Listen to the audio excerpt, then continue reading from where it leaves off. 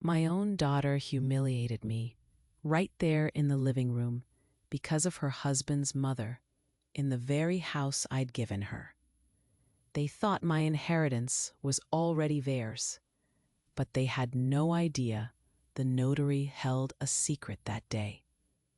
I was just standing there, near the big bay window, the afternoon light slanting across the worn rug. It was a normal family gathering, or what used to be normal, but something felt different. My heart had been feeling a bit heavy these past weeks. A quiet ache I couldn't quite name. Then her voice, my Sarah's voice, cut through the gentle hum of conversation. It felt like a sharp, cold slap across my face, stinging more than any open hand ever could. "Mom, please. You don't understand these things. Let Mrs. Davies handle it." The words were soft, almost a whisper, but they landed with the force of a hammer blow. Right there, in front of everyone, in the living room. My living room. The living room of the house I'd bought, brick by brick, with my own hands, with a lifetime savings, just for her. Mrs. Davies, her husband Mark's mother, was sitting on the sofa, a dainty teacup in her hand. Her lips, painted a soft coral, curved into a slow, knowing smile. It wasn't a kind smile. It was an air of superiority, a quiet triumph that settled over the room like dust. She just nodded, ever so slightly, and her gaze, usually so fleeting, seemed to linger on me, as if to make sure I truly understood my place, or lack thereof. I stood there, reduced to a profound silence. My mind went blank for a moment, then flooded with 1,000 memories of struggle, of late nights bent over a sewing machine, of every single penny saved, all for this house, all for her. And now I was just there, like an inconvenient piece of furniture that had simply outlived its usefulness, a burden, a ghost in my own home. Sarah, my daughter, my only child, looked at me. Her eyes, which once held such warmth and admiration, now held a chilling coldness, a distance I couldn't bridge. It was as if I were a stranger to her, someone she barely recognized, or perhaps someone she no longer wished to recognize. In that stark, shattering instant, the unconditional love I had poured into her for 78 years, the love that had defined my entire existence, turned into a searing, chilling pain. It felt like a vital part of me was being torn away, leaving an empty, bleeding void. She didn't know. No one in that room knew. They continued their chatter, their laughter, their quiet celebration. They talked about plans for the house, about changes they wanted to make, about how settled they felt. They were celebrating the possession of a house, of a life they truly believed was theirs by divine right. My silence wasn't submission. It wasn't the quiet surrender of an old woman who no longer had the strength to fight. No, it was observation, a deep, agonizing observation. I watched them, truly watched them, perhaps for the very first time. I saw their entitlement, their casual dismissal, their complete disregard for the person who had given them everything. And in that observation, something inside me shifted. A realization, cold and hard, settled in my heart. They truly believed my inheritance was already secured in their hands. They thought I was a turned page, a closed chapter in the book of their lives. An old woman, soon to be gone, leaving behind everything for them to claim. Little did they know that the notary public, an old friend of my late husband's, held a quiet secret. A secret that would, in time, change all our fates.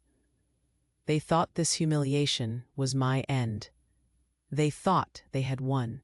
But what they didn't imagine, what they couldn't possibly conceive, was that this very moment of contempt, this crushing dismissal, was not my defeat. It was the trigger, the quiet, simmering trigger for a justice that had lain dormant within me, waiting for the right, agonizing moment to awaken. My name is Eleanor. I'm 78 years old now. 78 long years lived, most of them behind a sewing machine. You know, the old kind, with the foot pedal, always humming. I was a neighborhood seamstress. The kind people trusted. They'd bring me their dreams sometimes. A mother, her eyes shining, wanting a perfect wedding dress for her daughter. Or a wife, with a tired smile, needing her husband's trousers altered, just so. I'd sit there, fabric sliding through my fingers, listening to their stories, weaving my own silent ones. My life was simple, predictable. I was widowed early, you see. My dear husband, Thomas, he left me sooner than I ever expected. It was just me and our little girl, Sarah, my only daughter. From that day on, every single penny I earned, every late night, every prick of the needle, it wasn't for me. No, it was for Sarah. I wanted her to have everything I didn't. A life full of comfort, of security, of endless possibilities. I worked tirelessly, saved every single coin. And my greatest pride, the culmination of all those years of quiet sacrifice, was when I finally used all my savings, every last bit, to buy that beautiful house. This house, the one where I was just standing, feeling like a ghost. I bought it for her, you understand? Not for me, for Sarah. A solid, safe place for her to build her own family, a warm nest. That was my dream for her, and for a long time it felt like it worked. I lived with her and my son-in-law Mark in a small annex right at the back of the house. Mark is Sarah's husband, a good man, I thought. The annex wasn't fancy, just a couple of rooms, a tiny bathroom. But for me, it was perfectly fine. More than fine. It was enough. Seeing her happy, seeing my grandchildren run around, hearing their laughter echoing through the halls, that was my happiness. That was my whole world. I cooked, always. Their favorite meals, comforting dishes. I tended the garden, coaxing roses into bloom, pulling out stubborn weeds. I was the grandmother who always picked up the grandchildren from school, their little hands in mine, their chatter filling the afternoon. It was a good life. I was a part of that house, a living, breathing part of their family. At least, that's what I believed with every fiber of my being. My late husband, Thomas, he was a quiet man, but he had a way with words sometimes. He always told me one thing, one very important thing. He'd look at me, his eyes serious, and say, "Eleanor, our dignity is the only thing no one can take from us. Guard it well." Back then, I didn't truly understand the real weight of those words. They sounded wise, but abstract. I was too busy living, too busy nurturing my family, too busy sewing, but I never forgot them. And he left me something else too. A simple folder, Not big, just a plain vanilla folder, tucked away in the bottom of my wardrobe. Inside, there was a clear instruction written in his familiar, neat handwriting. Open it only when your heart tells you it's the right time. I thought that time would never come. I truly did. I thought my life would simply be peaceful until the very end, surrounded by the warmth and love of my family, a quiet, gentle fading. But love, sometimes, reveals itself to be a very well-constructed illusion. A beautiful, comforting lie that you believe with your whole heart until one day it shatters and you're left standing in the cold ruins, wondering what was ever real. And that day in my own living room, with Sarah's words hanging in the air like a cold mist, the illusion finally broke. And that's when everything truly started to change, you see? It wasn't a sudden storm. It was like a slow, creeping frost that settled over everything, chilling the warmth out of the house, out of my life. It began when my son-in-law Mark's mother, Mrs. Davies, came to stay with us. She had recently become a widow herself, and Sarah, my daughter, insisted she come live with us for a while. At first, I thought it was a good thing. Another woman in the house, an extra companion, someone to share a cup of tea with, someone to talk to after the children were in bed. I truly believed it would be nice. I tried to welcome her, offered to help her settle in, shared my recipes. I tried to be a good hostess, a good co-resident. But gradually, slowly, imperceptibly at first, I started to feel it.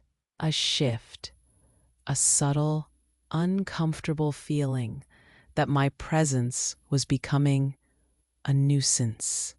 Just an extra body taking up space, creating unwanted noise. It started with small things, the kind that chip away at you bit by bit. I'd offer an opinion about what to make for lunch, something simple, comforting. Sarah would just exchange a glance with Mrs. Davies, a faint, almost imperceptible shake of the head between them. My suggestion would be ignored, as if I hadn't spoken at all, and they'd decide on something else, something I didn't even care for. I love my garden, always have. It's where I feel most at peace. I'd point out how the rose bush needed trimming, or suggest a new spot for the hydrangeas. Sarah would just give that dismissive, faint smile. "Oh, Mom, you don't need to worry about that." Mrs. Davies and I are planning to redo the whole patio area anyway. It was like my lifelong love for that patch of green, my knowledge of its needs, was suddenly irrelevant. And my stories, my memories. I'd start to tell a story about my late husband Thomas, or about my childhood, or some funny anecdote from my days as a seamstress. And they'd just interrupt. Not rudely, not exactly, but with a quick, "Later, Mom, we're busy now," or a casual change of subject, like my life. My memories weren't important enough to pause for. Like I was just rambling, and they had more important things to discuss. The coldness settled in, deep and pervasive, like that frost I mentioned. Sarah, my own daughter, and Mrs. Davies, they created a private world inside that house, a world I wasn't a part of, a world where I was an outsider, looking in through a pane of thick, icy glass. I'd hear their laughter from the living room, a light, easy sound, while I was sitting alone in the kitchen, eating dinner. Alone, in the house I had given her. It wasn't long before I started to feel like an unpaid servant. They didn't ask me to clean the entire house, not directly. But they'd ask me not to make noise in the morning, because Mrs. Davies was a light sleeper. They'd suggest I stay in my room more, because they had important conversations they needed to have. They even told me, very politely, not to invite my old seamstress friends over for afternoon tea anymore, because it disrupted the flow of the house. My friends, my only connection to my past, to who I used to be. Every small rejection, every quiet dismissal, it was a pang in my chest, a tightening, a dull ache that grew heavier with each passing day. I tried to talk to Sarah, my daughter, my heart aching with confusion. I'd find her alone sometimes when Mrs. Davies wasn't around, and I'd try. "Sarah, have I done something wrong? Is there something bothering you?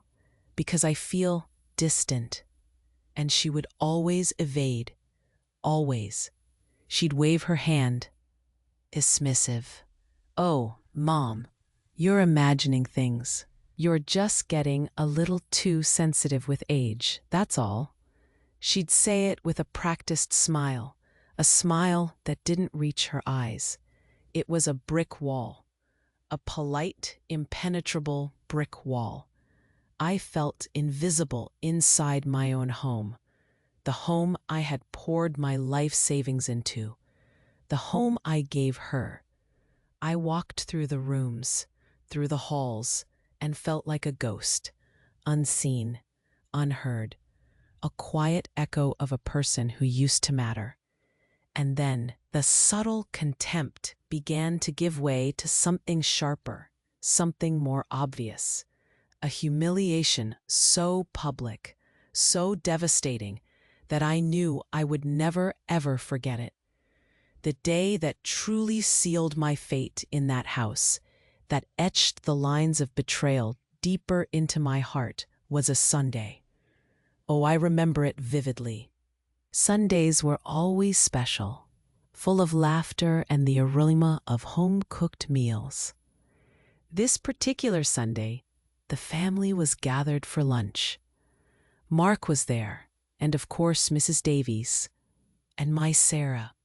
I, with all my affection, with every ounce of love I still held, had prepared a dessert. It was the condensed milk pudding, Sarah's favorite since she was a little girl. A simple, sweet treat full of childhood memories. I carried the dish from the kitchen, a heavy ceramic bowl, and placed it gently on the dining table. The golden surface shimmered, still warm. And that's when it happened. Mrs. Davies, without even a taste, without a moment of hesitation, made a face. Her lips curled slightly, almost imperceptibly, but the words were loud enough for everyone to hear. "Ugh, what an old-fashioned dessert. So sweet, it's bad for your health." She said it with a little laugh, a dismissive wave of her hand. Before I could even form a thought, before I could utter a single word in defense of my pudding, or my effort, or my love, my daughter acted. Sarah, right in front of me, right in front of everyone gathered, reached for the dish. She picked it up, without a glance, without a touch of hesitation, and she carried it back to the kitchen, where it belonged, she implied, out of sight. "Mark's mother is right, Mom," she said, her voice flat, devoid of any warmth. She didn't look me in the eyes. Not once. Her gaze was fixed on the wall, on something beyond me. "Nobody eats these things anymore. We bought a diet ice cream." And then, as if to emphasize the point, she returned with a tub of store-bought ice cream, placing it on the table with an almost theatrical flourish. I stood there, in the middle of the dining room, paralyzed, My hands, which moments before had cradled the worn dish, hung uselessly at my sides. The laughter from the table, the casual chatter, it all seemed to fade away, muffled by the sudden roaring in my ears. The humiliation. It was public, silent, and devastating. It wasn't about the pudding, you understand? It never was about the pudding. It was the gesture. It was the confirmation, the undeniable, soul-crushing confirmation that I no longer had a place, no voice, no value, not in that family, not in that house. That night, the house was quiet, too quiet. I was in my small annex room, the familiar sounds of the house muffled by the walls. I hadn't cried. The tears simply wouldn't come. The pain was too deep, too raw for tears, just a hollow ache that echoed through me. Then a soft knock on my door. It was Sarah. She didn't come in and sit on the bed like she used to when she was little, sharing secrets. She stood in the doorway, her hands clasped in front of her, her expression unreadable. There was no affection in her voice, no hint of the daughter I once knew, just a cruel practicality, a cold, detached business tone. She started by saying that living together was difficult, that Mrs. Davies needed peace, that my presence was somehow unsettling. She spoke about my age, about my needs, and then she dropped it. The words fell between us like heavy stones. Perhaps it would be better for me to look for a more suitable place, like a retirement home, somewhere I would have company of people my age. She made it sound like a suggestion, a caring thought, but I knew. I knew precisely what it was. It was an ultimatum, plain and simple. I was a burden, and I needed to leave. She waited. For tears, for an argument, for me to beg. I saw it in her eyes, in the slight shift of her weight, but I didn't give her the satisfaction. The pain, so profound, so absolute, transformed into a strange, unsettling calm, a clarity I hadn't felt in years. What she didn't see in my eyes wasn't defeat. It wasn't the brokenness she expected. No, it was the quiet, steady flame of a decision that had just been made, a final, absolute, and unshakable decision that would change everything. I didn't cry in front of her, not a single tear. The ache in my chest was too deep, too encompassing for the simple release of tears. It was a wound that went beyond crying. Instead of begging, instead of fighting, I simply looked at Sarah, my daughter, the woman standing before me, delivering my eviction notice, felt like a stranger, and yet she was still my flesh and blood.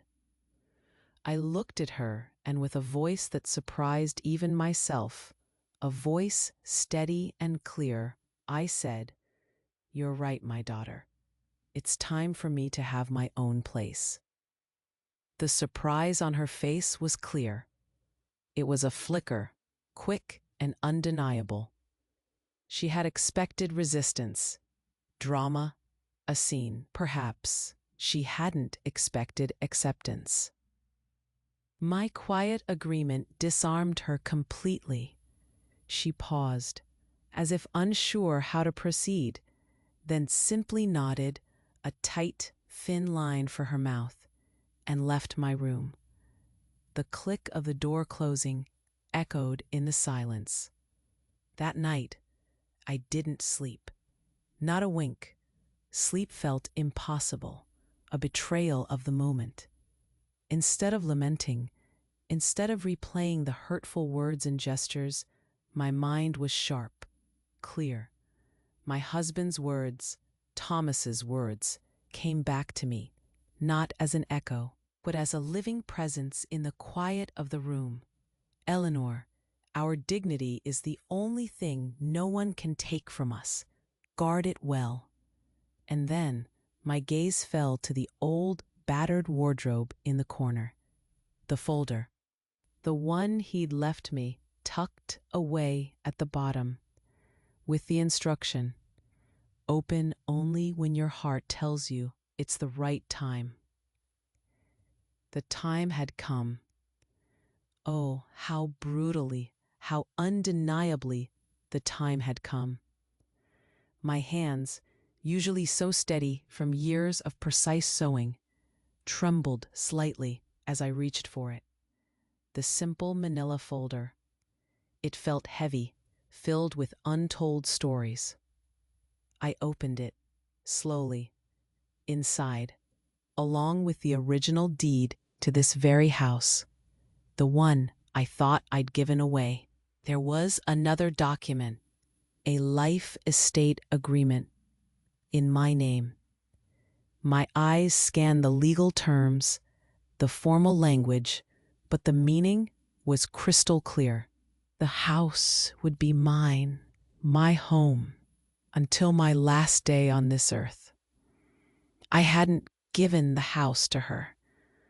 I had merely granted the right of use. She was a guest, a long-term guest certainly, but a guest nonetheless. My name was on that deed. It had always been.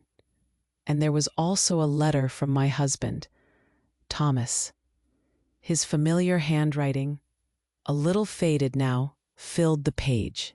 He explained that he had foreseen possibilities, not necessarily this one, but a future where I might need protection. He had wanted to ensure my security, my peace of mind. A safeguard, he called it. A way to ensure I would never be truly homeless, truly without dignity. He had always been so thoughtful, my Thomas. The next morning, the sun was just beginning to peek through the curtains, casting pale light on my small room. There was no sadness in my movements, just purpose. I packed a small bag, just a few changes of clothes, my small photo album, my favorite worn shawl. The essentials. I didn't need much. This wasn't an escape of desperation. It was a strategic move. Then I made a call. I dialed the number I found tucked inside the folder, written on a small, yellowed card. It was Mr. Thompson's number. Mr. Thompson, the notary public. He wasn't just any notary, you see. He was an old, trusted friend of my late husband's. He had handled all of Thomas's affairs. A quiet, serious man with a kind face. He answered on the third ring. I explained the situation to him, briefly, calmly, without emotion, just the facts. My daughter wanted me out. I was leaving. There was a pause on the other end, a moment of silence. Then his voice came through the line, calm and steady, like a quiet river. "Don't worry, Mrs. Eleanor," he said, and his tone conveyed a sense of someone who had already expected this, perhaps even prepared for it. Your husband's foresight was intended for this exact moment. Just follow your plan in silence. My plan. It was forming, clear and sharp, in my mind. They thought they were expelling me, pushing me out of my own home, making me a burden to be discarded. But in truth, they were merely handing me the key to my freedom, the key to reclaiming my dignity, and they didn't even know it. Not yet. I found a small apartment. It wasn't far, not really, but it felt like a world away from the house I had just left. It was in a modest neighborhood, quiet. I used my pension money to pay the rent. It wasn't much, just enough to cover the basics. But it was mine, truly mine. The walls were a pale yellow. The floorboards creaked in a friendly way, and the single window overlooked a small, leafy park. It was simple, but it was a place where I was finally allowed to be. The first few weeks here were quiet, deafeningly quiet sometimes. After years of the constant bustle of a family house, the laughter of grandchildren, the voices of Sarah and Mark, the sudden stillness was a shock to my system. I missed the noise, yes, a little, but I also cherished the peace. The silence was clean, pure. It wasn't the suffocating silence of being invisible, but the liberating silence of being alone. Sarah didn't call to see if I was well. Not once. She didn't ask if I was settling in, if I needed anything, if I was eating. There was no motherly concern in her voice when she did finally call, about 2 weeks after I moved out. Her voice was brisk, almost impatient. She wasn't calling to check on me, but rather to ask for something, the password to my pension card. "Mom," she said, her tone saccharine sweet, a sweetness that tasted like metal. "It's just to make things easier for you. You know, so we can manage your bills and make sure everything is taken care of. You shouldn't have to worry about these things." I heard the unspoken words in her voice, clear as a bell. "You're old. You're forgetful. You can't handle this yourself." My hand tightened on the phone. My heart, which had been so quiet in its new peace, gave a sharp pang. But I kept my voice steady, calm. "No, Sarah," I replied, my voice firm. "Thank you for the thought, but no. I will handle my own finances from now on. I am perfectly capable." The irritation in her voice was immediate, like a crack in a facade. It was sharp, quick. "Mom, don't be difficult." But I just repeated myself, politely, firmly. She huffed, then mumbled something about how much trouble I was being, and hung up. That small exchange was the first real sign. Their interest in me went far beyond my well-being. It was about something else entirely, something colder, harder. The situation worsened when Mark, my son-in-law, called me a few days later. He wasn't like Sarah with her veiled requests. Mark was more direct. His voice was heavy, tinged with a frustration that bordered on anger. "Eleanor," he started, "no pleasantries, no how are you. We're really counting on your financial help, you know, to pay the house bills. Things are tight, and we always factored your contribution into the budget." My financial help? My contribution. Not my presence, not my love, not the house I had given them. Just my money. My hands clenched. I listened to him drone on about how expensive things were, about taxes, about how it was only fair that I continued to support them. And then he said it, the word that cut deeper than any other. "You're being selfish, Eleanor." Selfish. Me, the woman who had sacrificed everything, the woman who had given them the roof over their heads, who had cooked their meals and tended their children. I was seen as a source of income, a living, breathing ATM, not a mother, not a grandmother, just a wellspring of money they felt entitled to. My refusal to continue supporting their lifestyle, their comfortable existence in my house, was the last straw for them. I felt it, like a shift in the air, a final crack in the fragile bond we once had. It was then, just a few days after Mark's call, that their dark plan, the one they had been brewing in the quiet corners of that house, was finally revealed. Not to me directly, not at first, but I found out, through a friend, a kind neighbor who still cared about me. Sarah had booked a doctor's appointment for me, without my knowledge, without my consent. She tried to convince the doctor, tried to paint a picture of me as confused, forgetful, showed signs of senile dementia. The words, when they reached me, felt like ice shards in my veins. The objective was clear: to declare me incapacitated, to prove that I was no longer fit to make my own decisions, to manage my own life, to control my own assets. The ultimate goal, the glittering prize they sought, was gaining full legal control of everything I owned.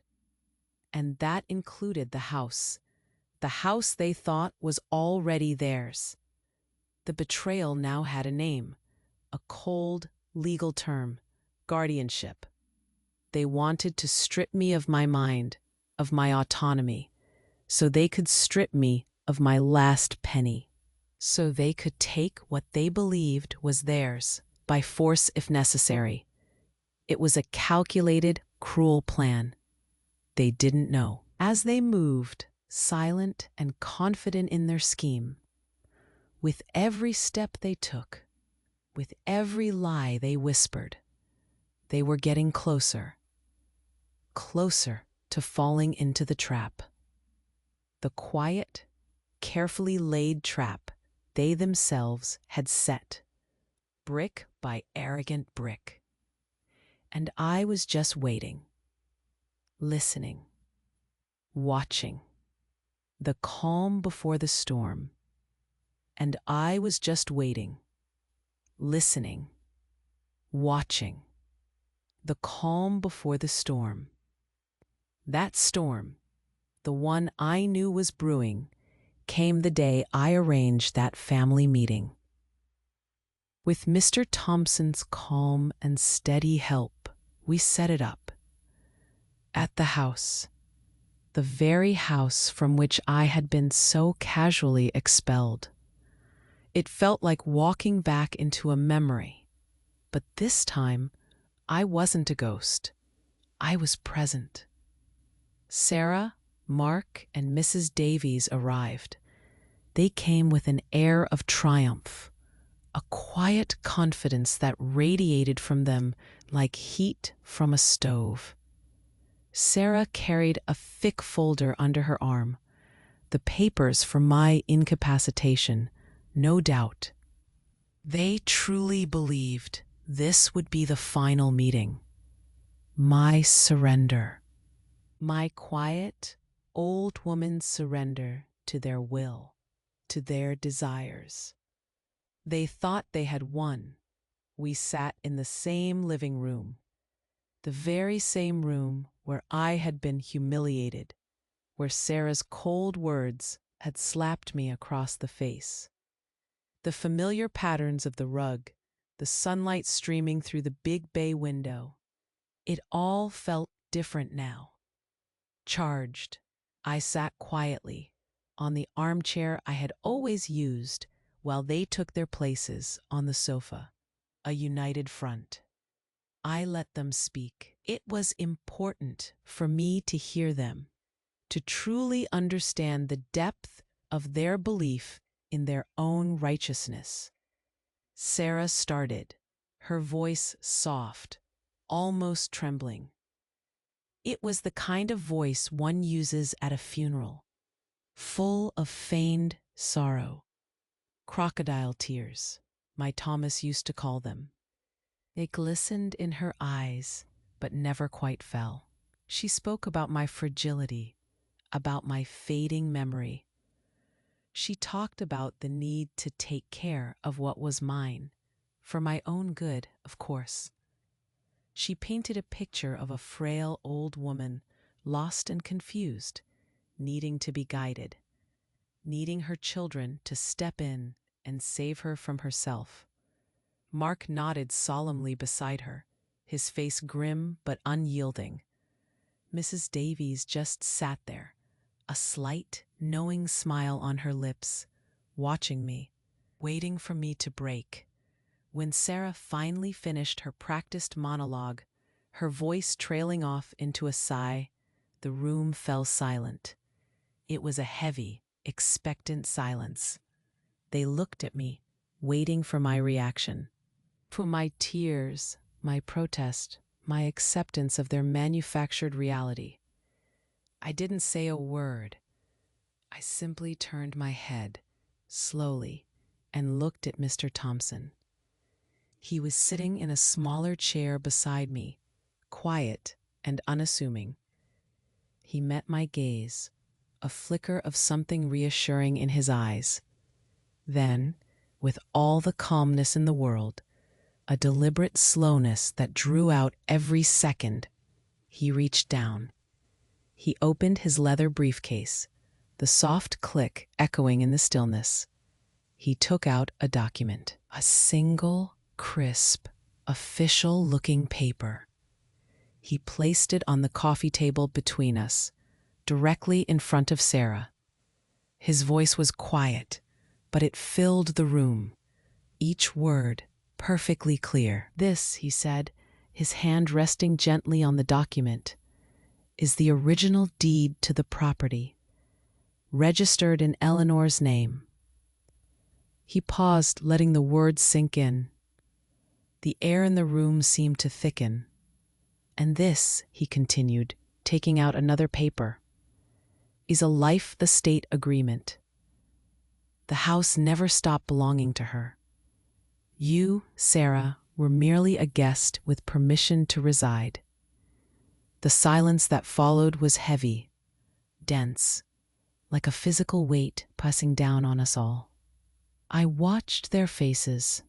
Sarah's eyes widened, the feigned tears instantly forgotten, replaced by a raw, unmasked shock. Mark's jaw dropped. Mrs. Davies' face, usually so composed, lost all its color. It drained away, leaving her looking suddenly pale and hollow. They exchanged quick, frantic glances, their triumphant air evaporating like morning mist. Their carefully constructed world had just imploded right there, in front of their eyes. Then Mr. Thompson reached into his briefcase again. He wasn't done. He took out a second, equally crisp document. He held it up, his gaze sweeping over each of them. "And this," he stated, his voice now carrying a note of quiet authority, "is the formal notice terminating the right of use of the property." He paused, letting that sink in too. "You have 30 days to vacate." The words hung in the air, echoing the coldness of Sarah's own ultimatum to me. 30 days. The same period she had given me to leave my own home. My mind was clear, my heart steady. No anger, just a profound sense of rightness. To conclude, Mr. Thompson picked up a final, smaller envelope. He held it out to Sarah. "And as for your inheritance, Sarah," he said, his voice softer now, almost regretful, "your father was very specific. In the event of proven abandonment or ingratitude, the will would be altered." He placed the envelope directly into her numb hand. "Your inheritance, Sarah, has just been fully donated to charities." The shock in my daughter's eyes wasn't sadness, not a single tear of genuine heartbreak. It was pure, unadulterated, frustrated greed, a silent scream of outrage at what she had lost, at what she felt entitled to. She clutched the envelope, her knuckles white. The grand plan they had so meticulously crafted, the one that would have stripped me bare, had just backfired in the most spectacular way possible. In that instant, I didn't feel joy in vengeance, not a spark of it. The feeling that washed over me was far deeper, far more profound. It was the immense relief of having recovered my honor, of having stood tall and reclaimed what was mine, without having to raise my voice, without having to fight, without having to stoop to their level. It was the quiet, dignified triumph of a life lived with integrity, a triumph that had been waiting patiently for its moment. I didn't go back to that house, not to live, anyway. The thought of stepping foot inside those rooms again, after everything that had happened, it felt wrong, like walking into a tomb filled with ghosts. Too many painful memories were trapped within those walls, you see. Every corner held an echo of a slight, a dismissal, a quiet hurt. It wasn't my home anymore, not in the way that truly mattered, not in my heart. So, I sold the property. It was the only way to truly cut the cord, to free myself completely. With the money, I bought something new. Something small, yes, but entirely mine. A bright and airy apartment, not too big, but just perfect. It has a lovely sunny balcony, just the right size for my ferns and a few pots of vibrant petunias. It's a place of my own, a real sanctuary. Here, peace isn't just a fleeting condition, something I might find on a quiet afternoon. It's the very air I breathe. It's present in every gentle breeze that rustles the curtains, in every ray of sunshine that warms my living room. My routine now is wonderfully simple, and I am, for the very first time in my life, truly the mistress of my own time. There's no rushing, no frantic pace to keep up with.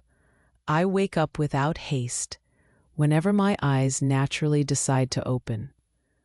I make my coffee, strong and comforting, and I sit by the window, listening to the quiet hum of the radio, a soft melody filling the air. I tend to my plants on the balcony, talking to them sometimes, enjoying the green life that thrives under my care. It's a quiet rhythm, a gentle hum that settles deep inside me. Twice a week, I meet with my old sewing friends. Oh, what a joy that is! We gather at a small cafe down the street, the one with the best lemon tarts. We sip our coffee, share our stories, and laugh. Real, hearty laughs that make my stomach ache in the best way. We talk about our grandchildren, about the news, about old times. It's simple, genuine connection. And I've started sewing again. Not out of obligation, not because I need to make a living, but purely for pleasure. The old machine, the one that hummed so many years for Sarah, it now sings for me. I make small items, little dresses and tiny blankets for a nearby orphanage. The thought of those children, wrapped in something made with love, warms my heart in a way I hadn't felt in a long, long time. It feels meaningful. It feels good. I've rediscovered joy in so many small things. The rich, sweet smell of a cake baking in my oven, an unhurried conversation with a new neighbor, just talking about the weather or the price of groceries. The simple, unburdened freedom of being myself, without judgment, without constantly feeling like I need to perform or be useful. My thoughts are my own. My decisions are my own. It's a beautiful, quiet independence. I never heard from Sarah again, or Mark, or Mrs. Davies. Not after that day in the living room. It's been months now, and the silence from them is complete. I know, through a mutual acquaintance, that they had to move to a much simpler place, a smaller house, further away. I heard their lives changed drastically, that they struggled to adjust to a world where they didn't have the comforts they took for granted. And you know, I don't feel anger anymore. It's gone. It faded like a bad dream. What I feel now is just a certain melancholy, a quiet sadness for what could have been, for the daughter I thought I had, for the family I built with so much love. I lost a daughter, yes, the one I knew, the one I poured my life into. She was lost to me. But in that loss, I gained something infinitely more precious. I gained myself back. I found the Eleanor who was hidden beneath years of sacrifice and silent acceptance. And at my age, I've discovered that the best company we can have, the most comforting, unwavering presence, is our own dignity. The peace I feel today in this little apartment with my ferns and my quiet mornings is priceless, absolutely priceless, because it wasn't given to me. It was one with the courage to finally, truthfully say enough. And that peace, that hard-won peace, it makes me think. It makes me think about you too. It makes me wonder if you've ever felt something similar, if you've ever been where I was. And you who are listening to me now with a heavy heart, have you ever felt invisible within your own story? Have you been silenced by those to whom you gave your voice, your time, and your love? It's a strange thing, isn't it? We, mothers, we dedicate our lives to building homes for our children, brick by brick, sacrifice by sacrifice. We pour our hearts, our energy, our very essence into creating a safe, warm place for them to grow, to thrive. But sometimes, without even realizing it, somewhere along the way, we end up homeless within their own hearts. Their love, the very thing we lived for, becomes a distant echo, and we find ourselves an outsider in the very sanctuary we built. It happens so quietly, doesn't it? Almost imperceptibly. We forgive the small slights, overlook the casual dismissals, justify their changing attitudes. Oh, they're just busy, we tell ourselves. They don't mean it. We make excuses, not for them, but for the pain they inflict. We tell ourselves it's for the best, that they know what's right. We stretch and bend, twisting ourselves into shapes that fit their narrative, their needs, until one day we catch our own reflection in the mirror, and the person staring back looks like a stranger, a tired, faded version of who we once were, someone we barely recognize, someone who has forgotten their own worth. But I've learned something important. Through all of this pain, through the injustice and the quiet rebuilding of my life, remember this: your worth isn't in your usefulness to others. It's not about what you can do for them, or what you provide or how much you sacrifice. Your worth is in the story you carry, the one only you can tell. It's in the quiet strength that brought you here, through every challenge, every heartbreak. That strength is yours, uniquely yours, and it's always there, waiting. Don't wait for humiliation to arrive at your doorstep, as it did at mine, to honor your own journey. Don't wait for someone else to make you feel less than you are before. The time to remember who you are, the strong, capable, valuable person you have always been, is right this moment.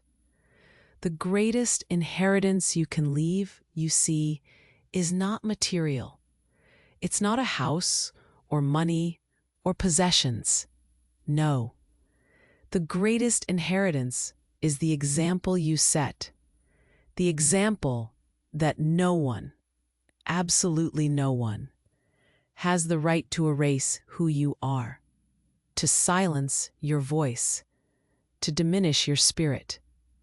That kind of legacy, that kind of quiet, powerful self-respect, it lives on, far beyond any material wealth. It's a beacon. So may my story serve you, not to generate distrust in those you love, not to make you bitter or resentful. No, my hope, my deepest wish, is that it serves to awaken the self-respect that might be dormant within you. That quiet, vital spark that sometimes gets buried under the weight of expectations, of sacrifice, of perceived duty. It's time to let it glow again. And if you want to keep receiving real stories like this, if these moments of shared honesty, these pieces of my quiet life, resonate with you and perhaps offer you a little light or understanding, then please pay a little attention to something small. Sometimes, you see, without us even realizing it, our connection can be interrupted. YouTube, for example, might be unsubscribing you without warning. So if you feel this connection, if you want to hear more of these real stories, these echoes of life, just take a moment to confirm if you're still subscribed to the channel. And if it feels right, if you wish to stay truly connected, please activate that little bell. That way, we can continue to share these quiet, honest moments.